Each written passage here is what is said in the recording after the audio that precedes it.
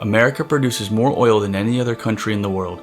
So why can a blocked waterway thousands of miles away still raise the price of gasoline in Ohio? Because energy independence does not mean price independence.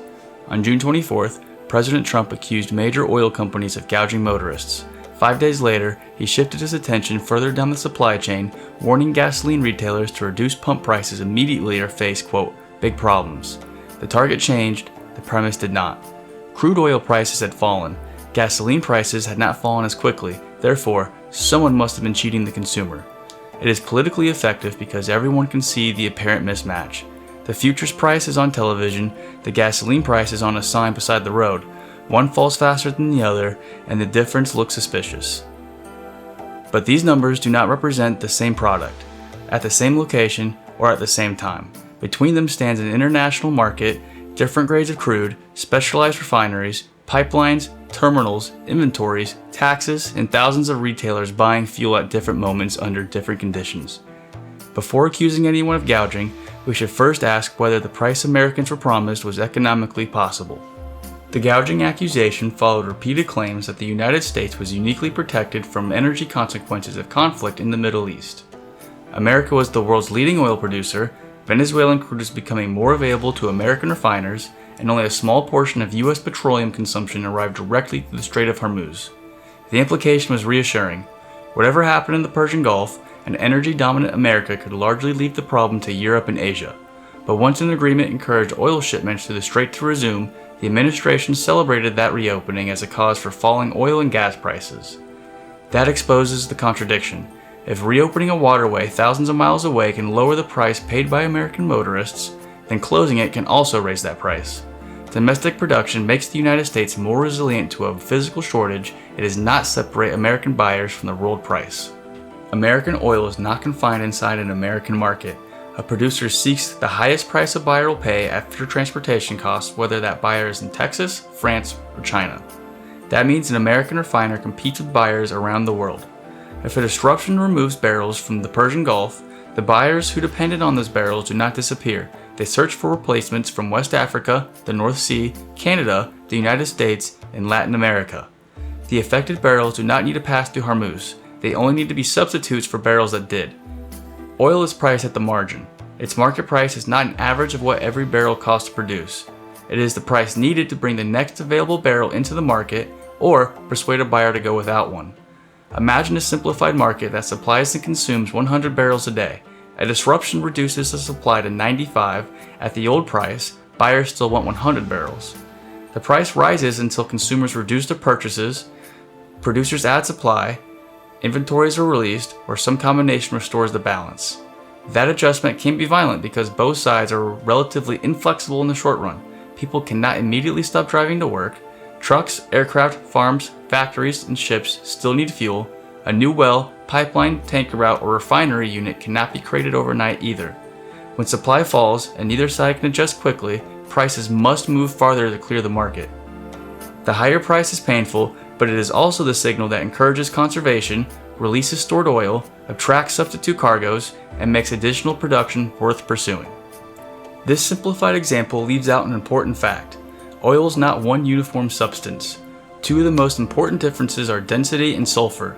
Light crude generally yields more gasoline, diesel, and jet fuel with less intensive processing.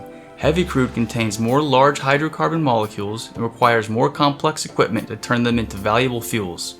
Sweet crude contains less sulfur. Sour crude requires additional treatment, hydrogen, energy, and specialized equipment before its products meet modern standards.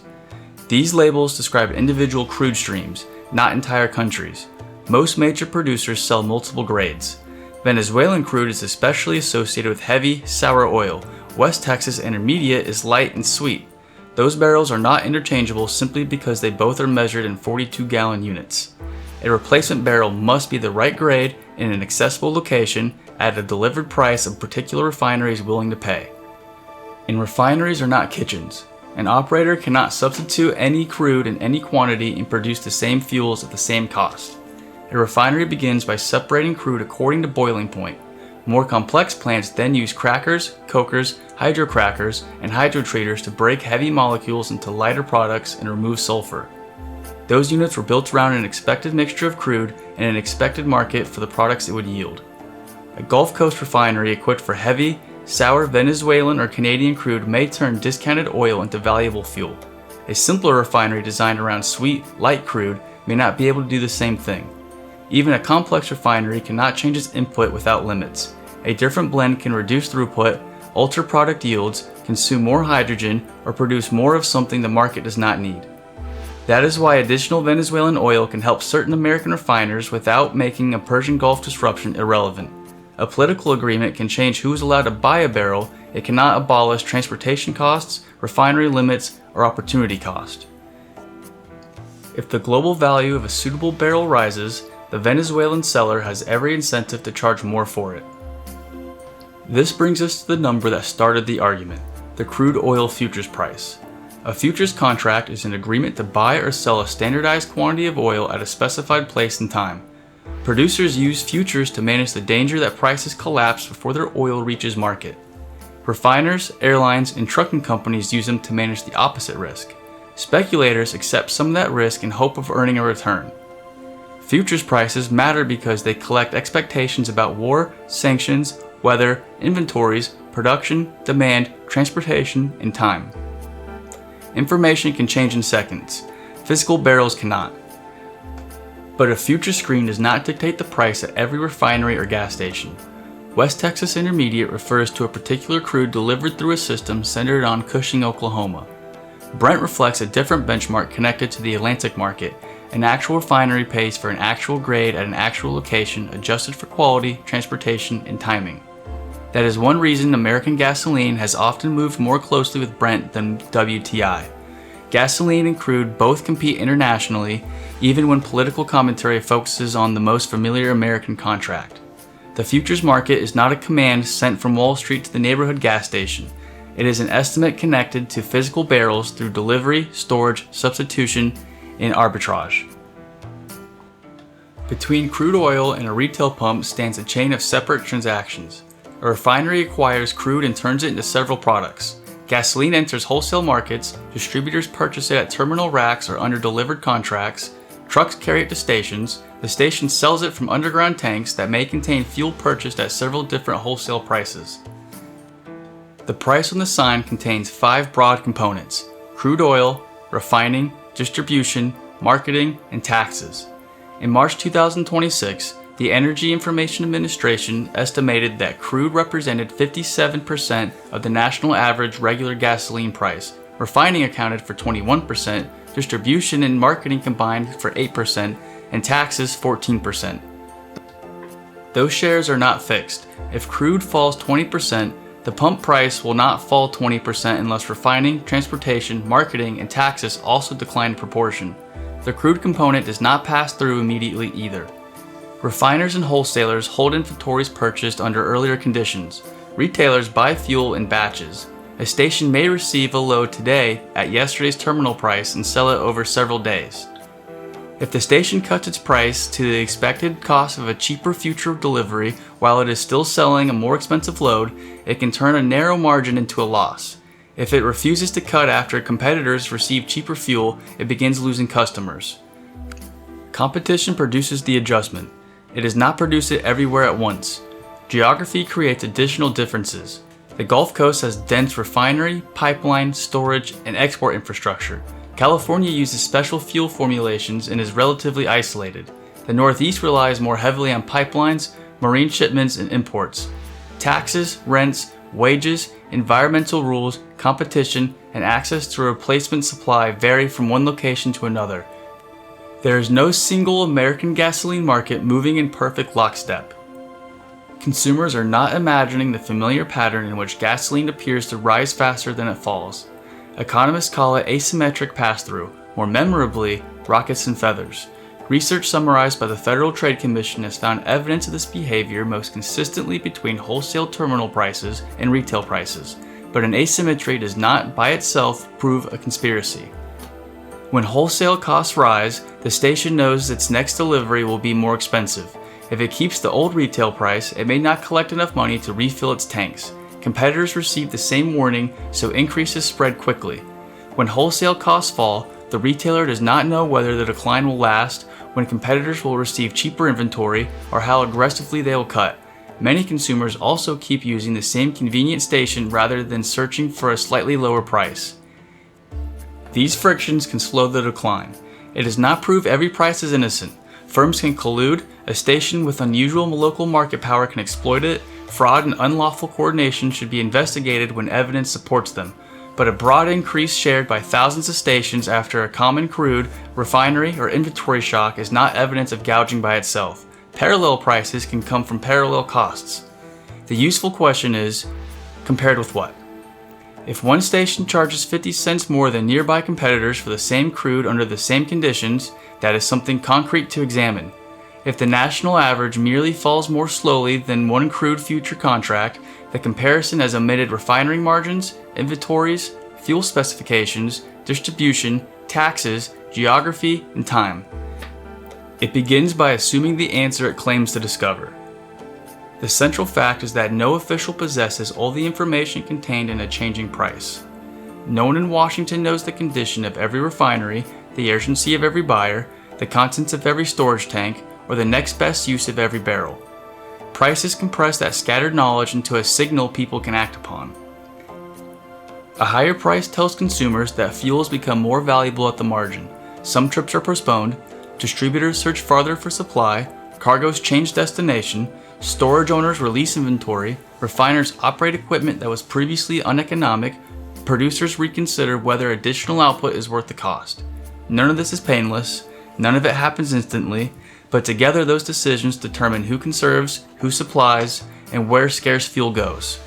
Political orders can suppress the number without removing the scarcity beneath it.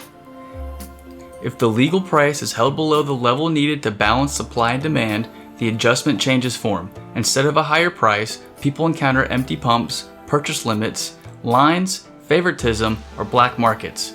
The storage becomes less visible in money and more visible in time and access. This does not require treating every corporation as virtuous or as every market outcome as fair.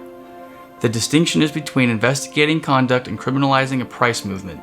One asks what a firm actually did, the other treats the market's warning as though it caused the danger it's reporting. In other simpler terms, the price is really just a symptom of the illness, and the illness happens somewhere else in the supply chain. The United States is in a far stronger position than it otherwise would be with little domestic production and complete dependence on imports. American wells reduce physical vulnerability, pipelines, refineries, inventories, and the Strategic Petroleum Reserve can buy time, additional Venezuelan supply can improve the choices available to refineries built for heavy crude. Those are real advantages. But resilience is not autarky or self-sufficiency. An American producer able to sell a barrel abroad will not voluntarily accept far less from an American buyer merely because both stand underneath the same flag. An American refiner competes with alternative buyers. An American consumer competes indirectly with every global use of the crude and refined products from which the gasoline is made. Exports are not an escape from that system. They are evidence that the system exists. The same logic explains why the Strait of Hormuz matters even when relatively little of the oil burned in American cars passes through it. If supply from the strait becomes unavailable, the buyers who once depended on it bid for barrels elsewhere. The price required to redirect those barrels rises, that opportunity cost reaches American refiners. High domestic production changes the degree of exposure, not the existence of exposure. America can be less likely to run out of oil while still paying way more for it. Those outcomes are not contradictory, they are the difference between physical security and economic isolation. President Trump was correct in one narrow respect. Falling crude prices should, with time, place downward pressure on gasoline prices. A persistent and unexplained divergence deserves scrutiny. But a nearby crude futures contract is not the cost of gasoline already sitting underneath a station. And a political demand for $2.50 gas cannot make the required refining capacity, inventories, transportation, taxes, and competition suddenly disappear. The accusation of gouging offered a villain where the market offered a chain of causes. War threatened a globally important supply route. Buyers competed for substitute barrels, different grades confronted differently configured refineries, product inventories tightened, wholesale and retail prices adjusted at different speeds. Every stage carried its own costs, risks, and delays. The number displayed at the corner station is not a simple markup placed on yesterday's TV quote for oil.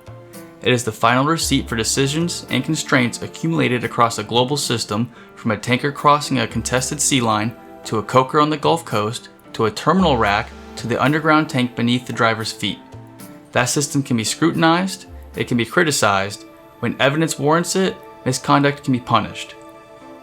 But it cannot be understood by pretending the last seller in the chain created every cost that arrived before him.